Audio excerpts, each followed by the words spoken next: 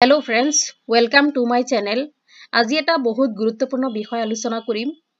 যিহেতু আমি অপেক্ষা কৰি আছিলো যে 4500 পদৰ যি বিজ্ঞাপন দিছিল তাৰ যিটো ডিস্ট্ৰিক্ট ওয়াইজ ভ্যাকেন্সি লিষ্ট সেইটো কেতিয়া ওলাব বা ইয়াৰ এপ্লাই কেতিয়া হ'ব অলৰেডি যেহেতু পষ্টপন্ড হৈছিল সেই বিষয় লৈ আমি সকলোৱে ওয়েট কৰি আছিলো।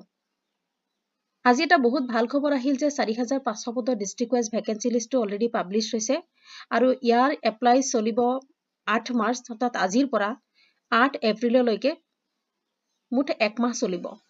ইয়াতে আমি চাম যে টোটাল পোষ্ট আছে 4500, এলপিৰ কাৰণে আছে 2900 আৰু ইউপিৰ কাৰণে আছে 1600। তেতিয়াহলে আহক এতিয়া ডিস্ট্ৰিক্ট ওয়াইজ যি ভ্যাকেন্সি লিষ্টখন আছে সেইখন চাই লও তাত কিমান কি আছে। ইয়াতে দিছে এসিস্ট্যান্ট টিচাৰ লোৱাৰ প্ৰাইমাৰী স্কুল।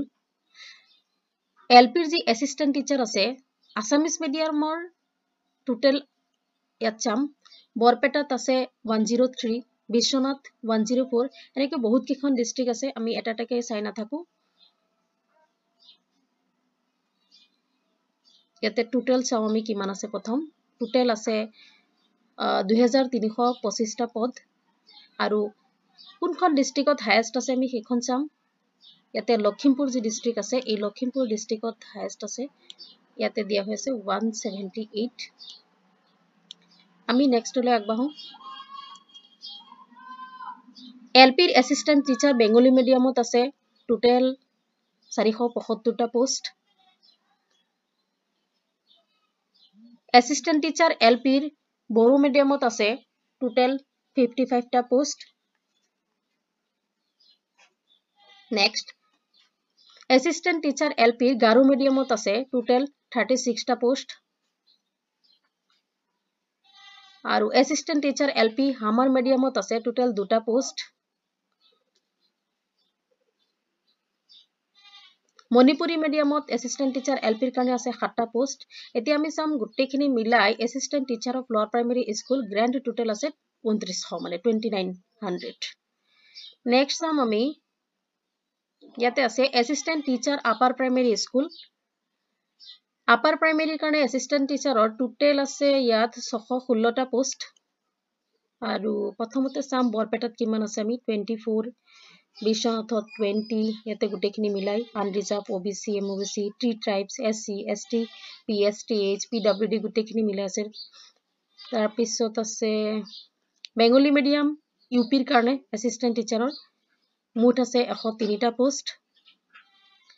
ইউপিৰ এসিস্ট্যান্ট টিচাৰৰ গাৰো মিডিয়ামত আছে টোটাল 8টা পোষ্ট। ইয়াতে দিছে মুঠ চাওক ইউপিৰ কাৰণে assistant teacher of upper primary school grand total হৈছে 727টা পোষ্ট। নেক্সট আছে সায়েন্স আপাৰ প্ৰাইমাৰীৰ যি সায়েন্স টিচাৰ আছে তেওঁলোকৰ কাৰণে টোটাল আছে চাম আমি 282টা পোষ্ট।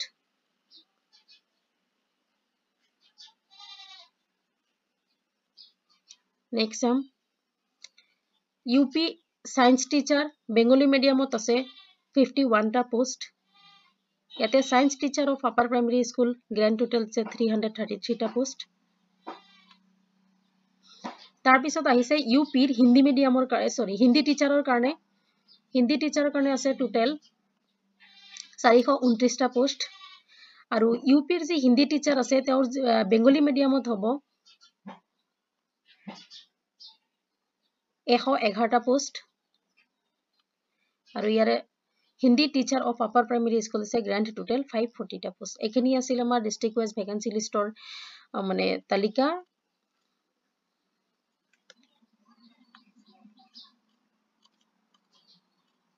আজিলৈ ইমানেই। যদি ভিডিঅ'টো ভাল লাগে তেন্তে লাইক সাবস্ক্ৰাইব আৰু শ্বেয়াৰ কৰিবলৈ নাপাহৰিব যাতে সকলোৱে গম পায় আৰু কমেন্টত লিখি দিব যে আসলতে কেনেকুৱা হৈছে ভিডিঅ'টো। নেক্সট আকৌ আমি এনালাইসিস আনিম যে কোনখন ডিস্ট্ৰিক্টত এপ্লাই কৰিব লাগিব বা কোনখন ডিস্ট্ৰিক্টত এপ্লাই কৰিব নালাগে গোটেইখিনি পৰৱৰ্তী ভিডিঅ'ত আমি ডিসকাস কৰিম। Thank U.